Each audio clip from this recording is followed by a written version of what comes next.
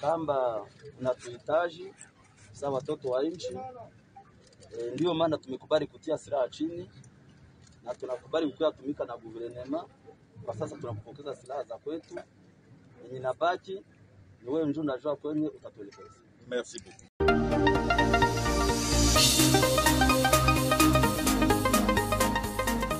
Habari za mdau mpendwa mtazamaji wa Nipe News TV popote pale ulipo, matumaini makubwa ni kwamba uko mweri wa afya.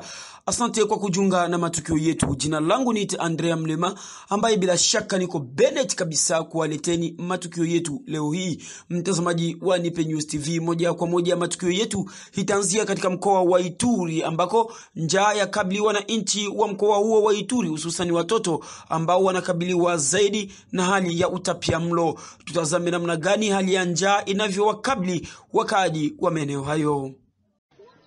C'est une désolation humanitaire en province de l'Ituri. Au site de Tsere et de Kanyati à côté, les déplacés sont dépourvus des nécessaires, privés d'assistance depuis 9 mois. Dans sa case faite de briques et broc, Madame Ngave prépare du sombé sans huile. Ça fait 8-9 mois sans assistance. Samaritan nous a remis quelque chose, mais c'est fini déjà. Et le gouvernement pense quoi finalement? Pas de prise en charge sanitaire et alimentaire. Au moins 5 enfants meurent chaque semaine d'anémie et de malnutrition. Un enfant venait à peine de rendre l'âme. Nos enfants meurent, pas de médicaments. Je n'ai rien à donner à mes enfants. Mon cœur est fatigué.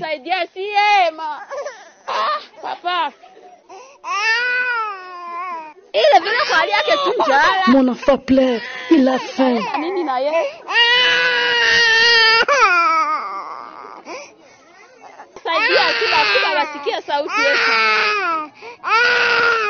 La moyenne de la malnutrition aiguë sévère est de 11,2% en Ituri. Les enfants déplacés sont plus touchés, précise le programme national de nutrition à Bunia. Le groupe de soutien de l'honorable Gracia de Saint-Nicolas Irachan s'est rendu aux 2 sites pour s'imprégner des conditions de vie de ces déplacés. Le constat est très amer. Je vous dis, la situation est catastrophique. Ils vivent très mal. Il faut des assistances alimentaires, sanitaires et même des assistances scolaires parce que les enfants ne sont pas en train d'aller à l'école. Aucun espoir de vie, ces déplacés plaident pour une assistance urgente et le rétablissement des conditions sécuritaires dans leur village d'origine. Qu'on mette fin à la guerre, nous voulons rentrer chez nous, c'est tout. L'équipe du député national Eli de Bunia insiste sur la mobilisation nationale et internationale en faveur de ces vulnérables. Est-ce que réellement L'Ituri est-elle considérée? Le gouvernement doit agir. Le gouvernement a saisi les déplacer. Que la première dame songe aussi à l'Ituri. Avec la récente vague de déplacés venus de Boga, Tchabi et Walese Vonkutu, où il y a attaque de rebelles ADF, l'Ituri compte ces jours plus d'1 700 000 personnes déplacées qui ne savent plus à quel sein se vouer. Tukibaki hapo katika mkoa wa Ituri ni kwamba serikali inajaribu kuwarejesha wakaaji wa sehemu mbalimbali. Hayo ni baada ya kurejesha hali ya usalama sehemu za wakaaji hao. Tufuate ripoti kutoka mkoa huo wa Ituri. C'est depuis le début de la semaine en cours que le retour volontaire de déplacés est observé à Nyakundi, Marabout, Irumu Centre et environ. Des femmes, hommes et les enfants avec leurs bagages sont transportés par le camion de FRDC mis à leur disposition par le gouverneur militaire de l'Ituri, explique le lieutenant Jules Ngongo, porte-parole des opérations en Ituri. Sous l'impulsion du lieutenant général Luboya Kashamadjoni, gouverneur de province et commandant des opérations militaires en Ituri, les forces armées de la République démocratique du Congo ont pacifié et stabilisé la situation sécuritaire dans le chefferie d'Andissoma, Mobala et Basili et autres dans la chefferie de Walendu Bindi. en territoire d'Irumu. Geste de l'armée salué par la population du sud Irumu. Ces retours volontaires fait suite à la restauration de l'autorité de l'État et un climat de paix observé dans cette partie de l'Ituri, fruit des opérations militaires adulé Letina Jules Ngongo. Soucieux de voir sa population de village d'Irumu, Marabo ainsi que de Nyakunde de retourner et dormir sur ses deux oreilles, le gouverneur militaire, lieutenant-général Luboya, a mis le moyen logistique militaire afin d'embarquer et d'accompagner Kashobwe. Wamama katika mji huo wa Kashobwe waendelea kukemea mbinu zote mbaya za serikali zinazopangiliwa ili kumuzuia Moise Katumbi Chapwe kutokuwa mgombea kwenye uchaguzi unaotarajiwa nchini Jamhuri ya Kidemokrasia ya Kongo mwaka wa 2023. Tufuate hapa wamama hao namna gani walivyozungumza. Ajili ya Moise Katumbi Chapwe mkowe wapa Lubanga Kambasa kemenya hapa kutoka. Huyu mtoto ni mzalikiwa wa hapa Kashobo. Bana muzala hapa kitofu yake iko hapa pa Kashobo. Kisha yake anaanza masomo ni hapa pa Kashobo primaire. Bana mubatiza ni hapa pa Kashobo. Sasa anakuwa mgeni je? Eske jogo anatembea kana watoto? Minoriza ile jibu mbele munijibu. Kama jogo anatembea kana watoto. Hapana. Virgine elizala watoto yake na mzungu bali mwache na watoto baki. Ye peke anakomarisha watoto yake. Virgine ana mtu wa kutoka mbali.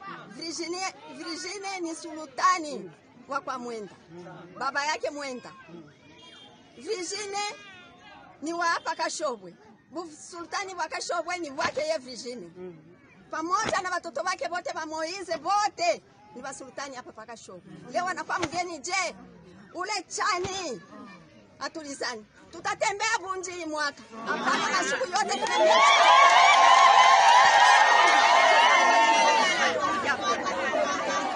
Mwache michezo ya mbaya.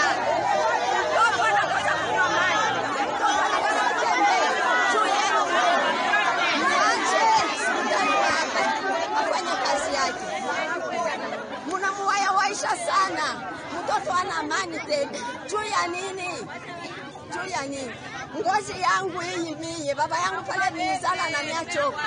Elienda na mie, mama yangu anabakia na teswa na mie. Mimi nakomea, mimi nakuwa mtu. Leo mtenda kumulaya? Hapana. Mwache ile tabia. Jani wewe tutatembea na wewe Bunji.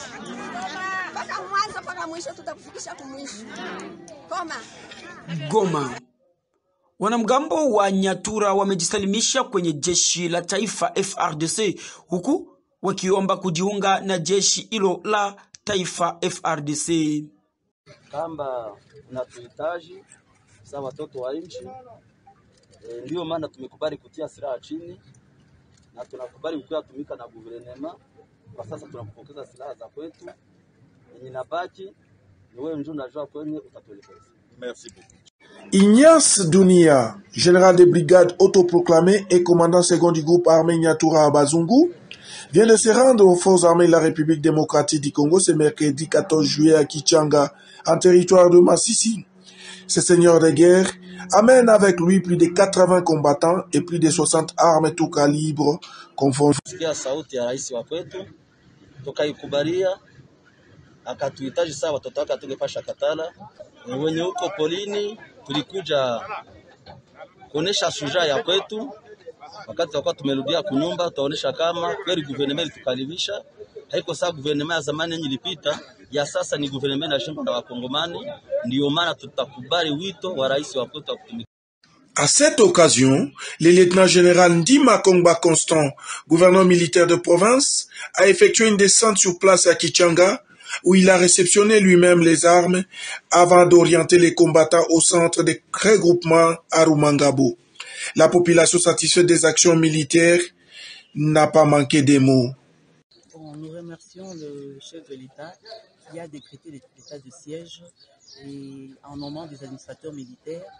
Et nous voyons qu'il y a vraiment des avancées remarquables. Les groupes armés se rendent et ça donne beaucoup d'espoir pour nous, la population locale, surtout au Nord Kivu et dans l'Ituri, là où on a décrété. Notons que cette énième reddition à l'espace d'un mois au secteur opérationnel Nord Kivu Sokola 2 est à inscrire dans le cadre de l'état des sièges voulu par le commandant suprême, son Excellence Félix Antoine. Kinshasa. Gavana wa mkoa wa Kivu ya Kusini Mheshimiwa Teongwa Bijekasi amekutana na mkuu wa Senate Mheshimiwa Bahati Lukwebo na kuzungumzia mambo mbalimbali ya maendeleo ya mkoa huo.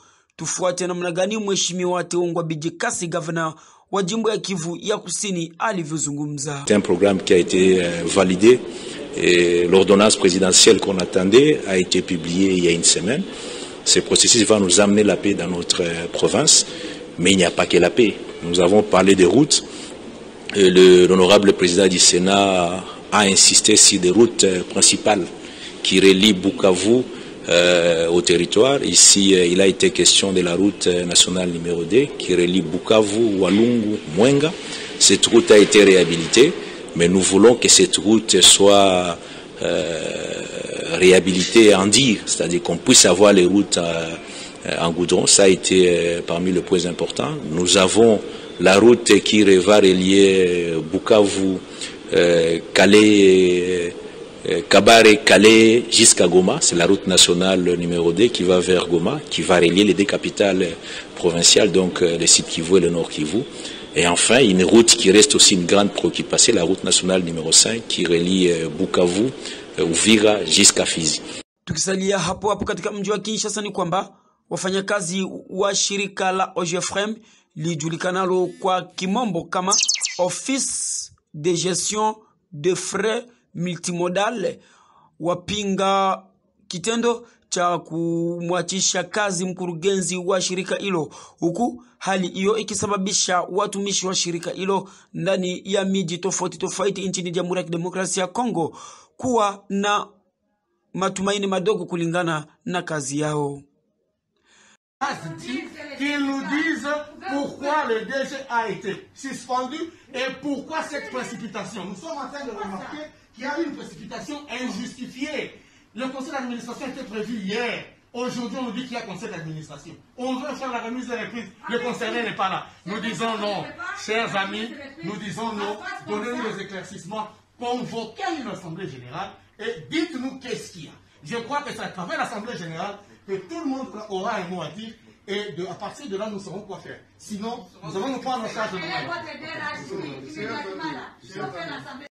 Ici à l'OGFREM, sous direction d'Uvira, dans la direction provinciale du Sud Kivu. Nous ne travaillons pas parce que les agents et cadres sont mécontents de la suspension de notre DG, M. Patience Saïba, de la part du ministre de tutelle, le ministre du Transport et des Communications. Et les agents et cadres demandent la clarification de cette suspension et s'il faut que la justice soit rendue. C'est-à-dire, les agents et cadres de la sous-direction d'Uvira seront disponibles à travailler lorsque le ministre clarifiera le pourquoi de cette suspension. Merci. Mtazamaji wa Nipe News TV, huo utakuwa mwisho kamili wa matukio yetu leo hii. Shukrani zangu ziwende nyote ambao mmeweza kutufuata na kubaki nasi. Sina la ziada. Ukitaka kupata habari kemkem, habari za kila muda, habari za kila wakati, ni bora kujiunga na matukio ya Nipe News TV na kusubscribe matukio haya na kusambaza kwa wengine. Sina la ziada. Baki nasi. Kwa heri.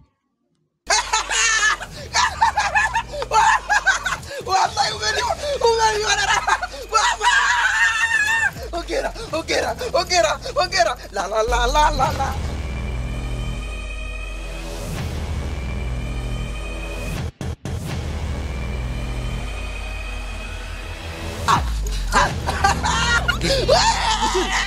Ongera sana. 77 kaka. Ndio. Kwanza hizo information umezitoa wapi? Nipe News imemaliza kila kitu baba. Kaka nimekwambia. Wanafunzi wote wanapata matukio kwenye Nipe News TV kaka. Hauna haja ya kwenda Vodacom au Airtel. Simu yako tu inamaliza kila kitu. Nipe News TV ni wajanja. Ukitaka kupata habari zote za nyumbani, kwa matokeo yote ya mitihani ya taifa, examen d'etat, matokeo yote ya nyumbani, habari za uhakika, fuatilia Nipe News TV.